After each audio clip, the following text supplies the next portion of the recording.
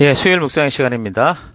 말씀대로 나아가고자 하지 않으면 세상에 표류하게 된다. 말씀대로 나아가고자 하지 않으면 세상에 표류하게 된다. 자, 이런 제목으로 또 오늘 묵상 함께 나누겠습니다. 자, 우리가 성경을 묵상하며 읽어가고 그 내용을 파악해 갈 때 너무 깊은 의미들을 찾으려 하기보다 이 성경이 어떤 상황과 환경에서 적혔는지를 크게 파악하고 그다음에 왜 이런 글을 쓰게 되었는지 하는 그런 정황들을 아는 차원에서 1차적인 뜻을 파악해 가는 게 좋습니다. 항상 그렇게 큰 그림을 먼저 그릴 수 있어야 디테일을 바르게 찾아갈 수 있는 거죠.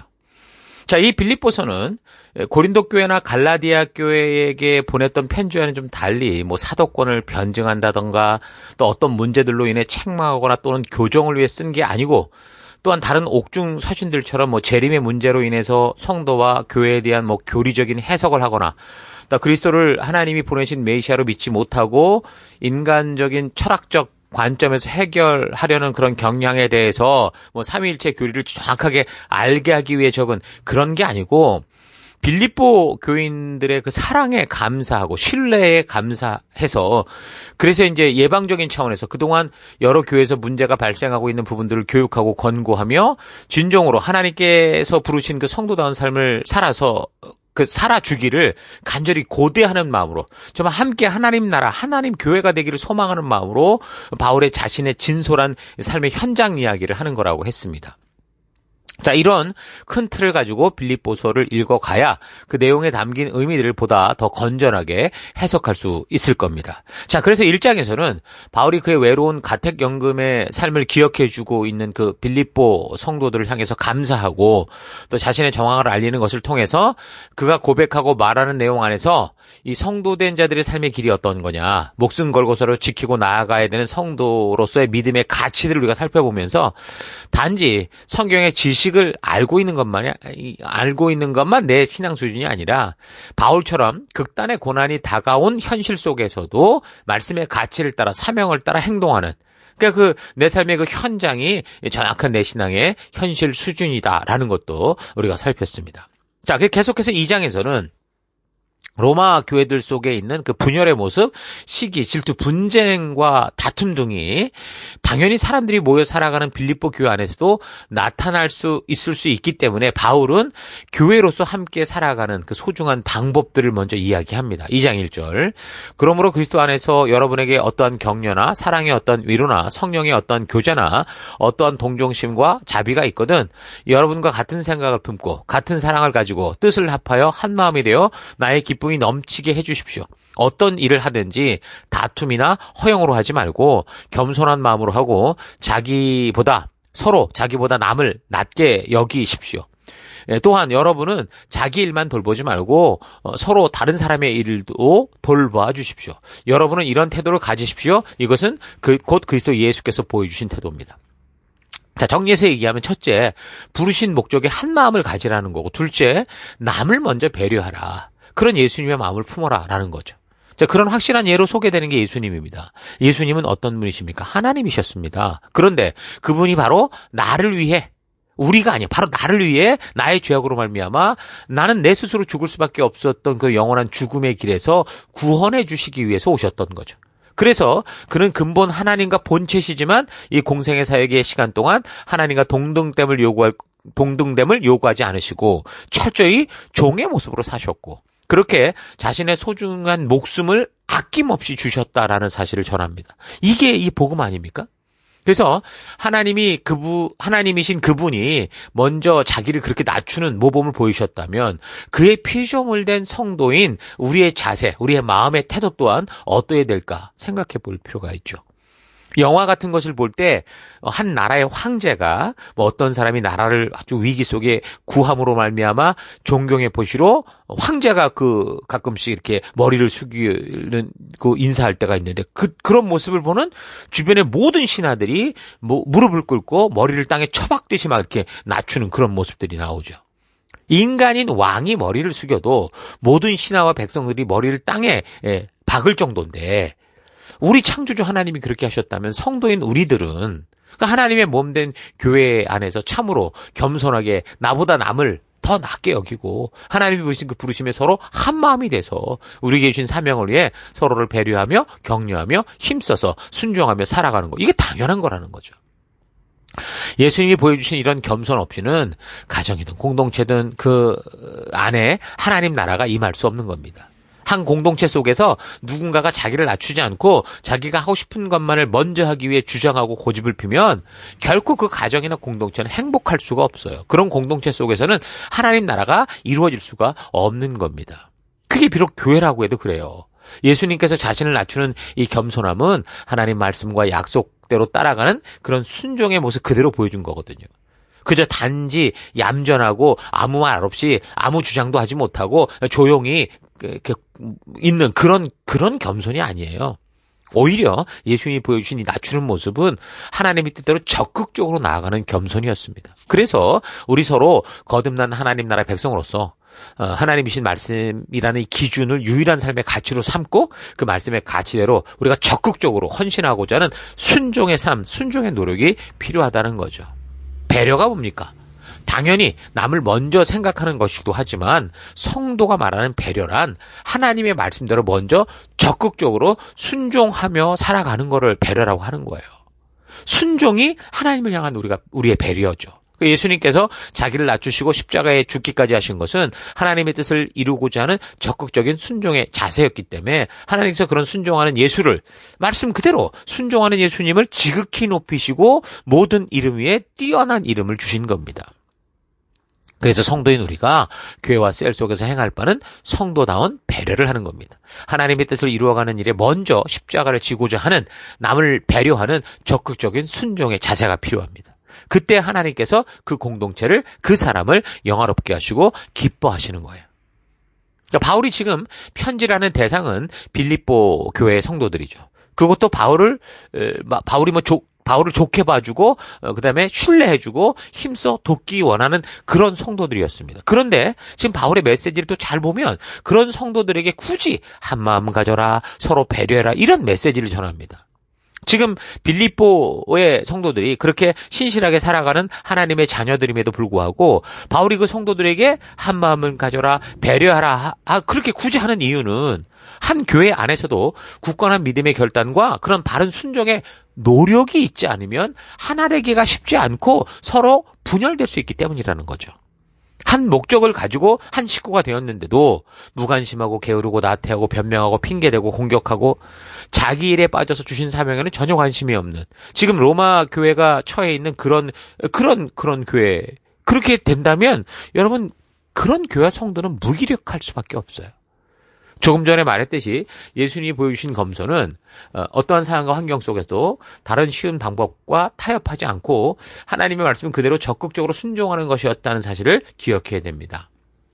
성도는 예수님처럼 하나님의 말씀대로 적극적으로 순종하는 삶을 살아가야 되는 거예요. 그냥 무조건 적극적이고 무조건 열심을 낸다는 게 아니에요. 하나님 말씀대로, 하나님 뜻대로, 하나님의 의도대로, 하나님의 계획대로 적극적이어야 되고 그 말씀에 따라 열심이어야 되는 겁니다. 자, 그래서 바울이 부탁하듯이 우리가 교회 안에서 힘써 성경의 가치를 따라 하나 되려고 하지 않으면 사람들은 다투게 되고 결코 하나가 될 수 없습니다. 그러니까 한 사명을 위해 달려가는 일에 서로 그렇게 하나 되고자 하는 굳건한 마음과 결단이 없으면 함께 걸으면서 생기는 조그만 불편에도 어떻게 해요? 늘 불평과 불만을 터뜨려요. 그래서 그런 행동과 말은 결국 하나된 교회를 분열케 만들고 함께하는 이들로 하여금 의욕을 상실하게 만들죠. 마찬가지로 한 길을 걸어가며 먼저 남을 배려하지 않고 배려하려고 하지 않으면 우리는 이기적이 될 수밖에 없는 존재들입니다. 인간의 본성이 원래 그래요. 우리의 부모님들이 평생 그렇게 자녀를 배려하고 희생하며 사는 거는요. 저절로 되는 게 아니에요.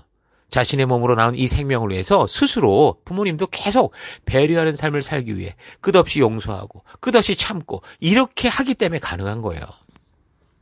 요즘 얼마나 많은 사람들이 생명을 소중히 여기지 못하고 자기가 낳은 자녀를 비롯해 입양한 자녀들을 폭행하고 가혹행위들을 많이 합니까? 그러니까 배려의 삶이라는 건 저절로 되는 게 아니에요. 스스로 하나님 앞에서 자기를 꺾고 자기를 낮추고 하나님 주신 사랑을 기억하며 순종의 마음으로 상대를 배려하고자 해야 가능할 수 있는 거예요. 하나님의 뜻대로 나아가려고 하지 않으면 우리는 세상의 흐름에 그렇게 표류되는 인생이 되고 본능에 따라 살아가는 그런 짐승 같은 존재가 되죠. 그래서 바울은 그렇게 열심으로 살아가는 빌립보 성도들에게 한 마음을 가져야 된다. 겸손하게 생명의 말씀을 굳게 잡고 하나님의 자녀답게 하나님의 부르심을 따라 서로 배려하는, 그러니까 적극적인 순종의 삶을 살아가야 된다고 부탁을 하는 거죠. 그런 성도다운 삶을 살게 할 수만 있다면 사도 바울이 어떻게까지 결심하냐면 자기가 재물 위에 뿌려지는 전제가 된다고 해도, 다시 말해서 자신의 목숨을 요구해도 기꺼이 줄 수 있다. 이렇게 얘기를 하는 거예요. 그러니까 우리 교회 성도, 리더와 목사의 마음이 바로 이런 바울과 같은 결단이 있는 마음이 돼야 돼요. 한 생명이 말씀 안에서 태어나서 하나님의 말씀의 가치를 따라 새 언약 백성답게 하는 그 일에 우리의 모든 것을 희생하고 집중해야 된다는 거죠. 예수 그리스도께서 우리에게 주신 사명, 증인된 사명, 생명을 낳는 생명을 세우는 사명에 집중해서 여러분의 삶의 현장에서 그렇게 여러분을 통해 하나님의 뜻이 이 땅에서도 이루어지는 그런 삶이 되기를 축원합니다. 자, 이 장의 내용은 그래서 빌립보 성도들로 하여금 하나님의 자녀답게 살아달라고 부탁합니다. 하나님의 법도와 규례와 명령과 계명을 통해 말씀하시는 하나님의 의도를 따라 살아갈 때 그 영광스러운 성도로서의 삶의 기쁨, 이게 어떤 것이냐, 이걸 말해주면서 그런 기쁨으로 살아가자, 그렇게 도전을 하죠. 그러면서 이 빌립보 교회를 위해서 자기가 가서 섬기고 싶지만 묶인 몸이기에 자기는 지금 바울과 함께 하고 있는 사명 안에서 성실히 달려가고 있는 한 사람이 있었는데 디모데를 먼저 보내고 싶은 마음도 있다, 이렇게 전합니다. 그러니까 바울의 표현대로라면 바울 주변의 대부분의 사람들이 어땠다라는 거예요. 이제 자기가 먹고 사는 일에 분주해졌다라는 거예요. 생명을 갖고 섬기는 이 사명에 관심들이 다 멀어졌다는 거예요. 2장 20절부터 22절. 나에게는 그와 같은 마음으로 여러분의 형편을 진심으로 염려해 줄 사람이 아무도 없습니다. 모두 다 자기의 일에만 관심이 있고 그리스도 예수의 일에는 관심이 없습니다. 그러나 디모데의 인품은 여러분이 잘 알고 있습니다. 그는 자식이 아버지에게 하듯이 복음을 전하려고 나와 함께 봉사하였습니다. 그러니까 이 구절은 어떤 면에서 좀 충격적이기도 하죠. 바울이 볼 때 다른 사람들 모두가 자기 일에만 관심이 있고 부르신 사명에 관심이 없는 것처럼 보인 겁니다. 근데 생각해보면 우리가 살아가는 지금 이 현실 속에서도 드러나는 일이죠.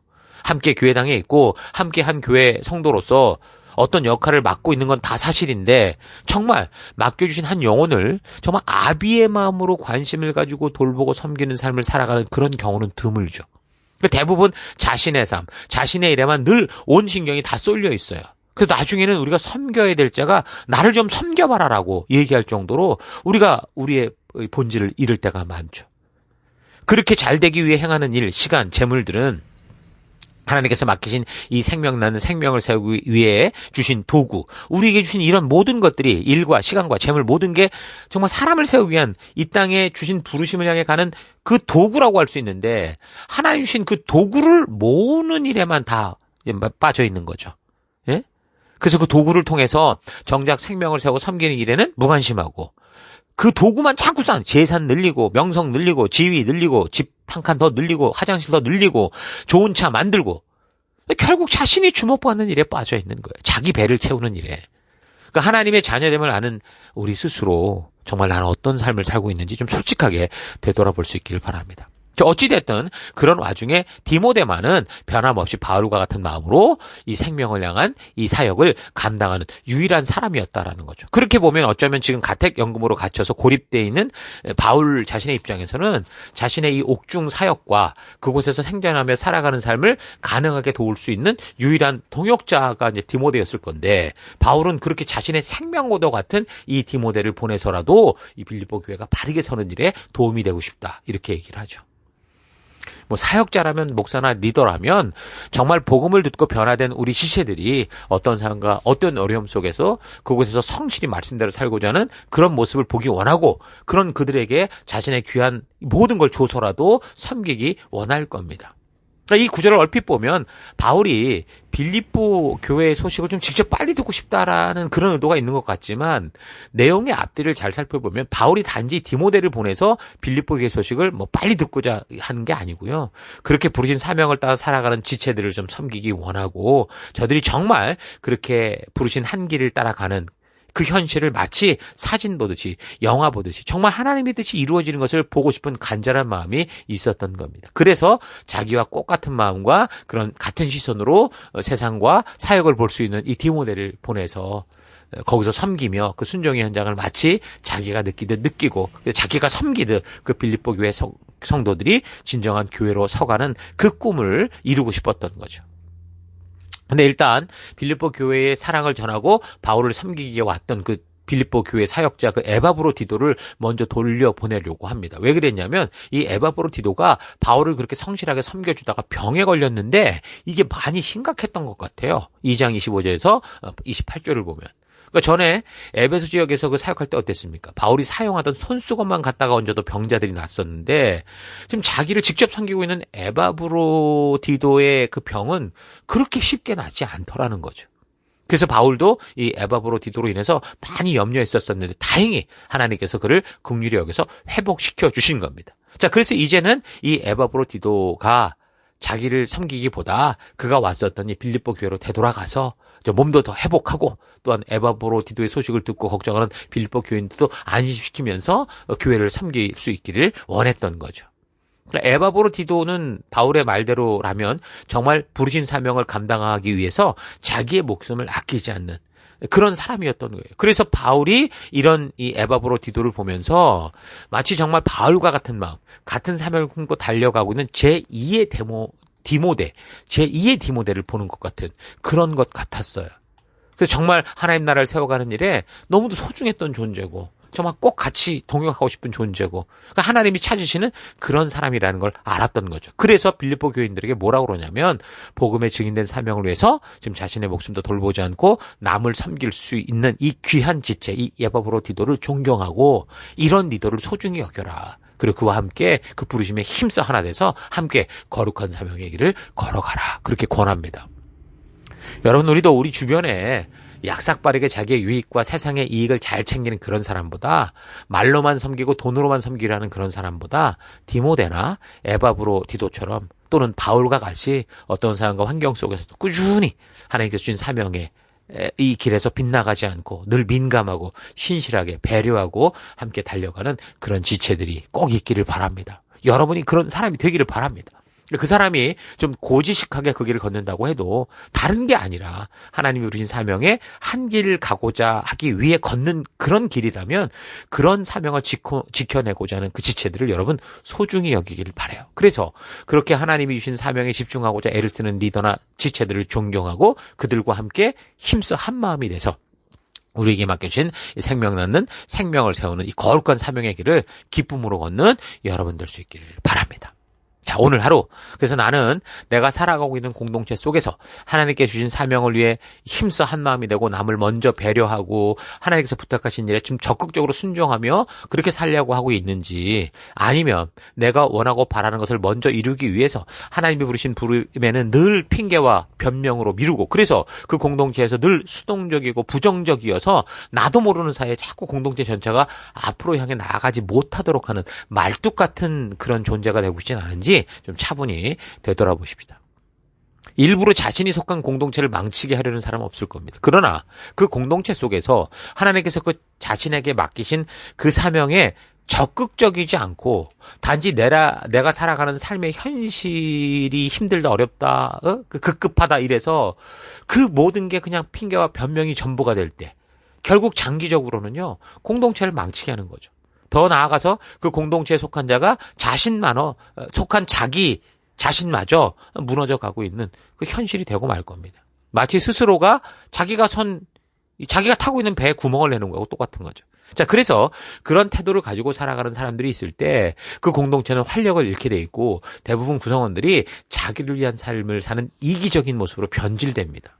그러니까 하나님의 뜻대로 말씀대로 힘써서 적극적으로 나아가려고 하지 않으면 우리는 세상의 유행과 흐름 속에 표류하는 인생이 되고 마는 거예요. 나는 내가 지금 살아가는 공동체 안에서 디모데나 에바브로디도와 같이 공동체를 바른 사명에 힘써 서게 하고 지체들로 하여금 하나님이 부르신 그 사명을 힘써 감당하며 적극적으로 순종하게 하는 시너지를 만들고 있는지 그게 아니라 오히려 나아가야 될 공동체를 그 자리에 머물게 하는 말뚝과 같은 역할을 하고 있는지 솔직하게 되돌아보고 하나님께서 우리를 부르신 그 사명 앞에 좀 적극적으로 순종하며 나아가는 우리가 되기를 바랍니다. 이런 삶이 가능하기 위해서 바울은 생명의 말씀을 굳게 잡아라 라고 권합니다. 말씀을 통해 하나님의 진심을 만날 때 교회 안에서 모든 성도들로 하여금 부르신 사명 따라 살아가게 하는 영적인 시너지를 만들 수 있고 진심으로 함께 가는 지체들과 힘써 하나 돼서 주신 사명의 길을 기쁨으로 가기 위해 서로를 배려하고 먼저 적극적으로 말씀대로 살기 위해 순종하는 삶을 살아갈 수 있는 겁니다. 자, 그래서 각자가 살아가는 삶의 현장, 가정, 직장, 사업도 학교, 또 모든 관계들 속에서 어떤 상황과 환경이 다가와도 하나님의 자녀된 백성답게 살아가고자 하는 거룩한 영적 시너지를 만들며 나아가는 여러분 될 수 있기를 주의 이름으로 축원합니다. 오늘 하루도 힘내십시오. 잠시 기도하겠습니다. 하나님, 바울은 가택연금 상태 속에서도 우리에게 참된 자유의 기쁨을 알게 하는데 나는 내가 가진 이 놀라운 자유의 축복을 감사하는 인생이 아니라 조금만 더, 하나만 더 라는 이 사탄의 욕심에 미끼를 물고 계속 더 달라고 우기며 살아오고 남과 비교하며 늘 부족하고 모자르다고 생각하여 우울한 삶을 선택하며 살아왔던 것 회개합니다. 하나님, 다른 사람이나 다가온 주변의 환경과 상황이 나를 우울하게 하는 게 아니라 바로 내가 내 감정의 주인이요 내 감정을 만드는 사람인 것 잊지 않고 어떤 처지에 있게 돼도 감사할 수 있는 삶 되기 원합니다. 다윗처럼 내가 비록 죽음의 그늘 골짜기를 다닐지라도 주께서 나와 함께 계시고 주의 지팡이와 막대기로 나를 위로해 주시니 내게는 두려움이 없습니다 하고 내가 처한 어떤 삶의 현장에서도 고백하며 힘써서 그 의의 길을 걸어내는 내가 되기를 결단합니다. 하나님 말씀대로 이렇게 나아가려고 하지 않으면 표류될 수밖에 없다라는 거 잊지 않고 하나님 오늘 하루도 부지런히 말씀의 그 길을 따라 정진하여 나아가는 내가 내 것을 결단하고 감사드리며 예수님 이름으로 기도했습니다. 아멘.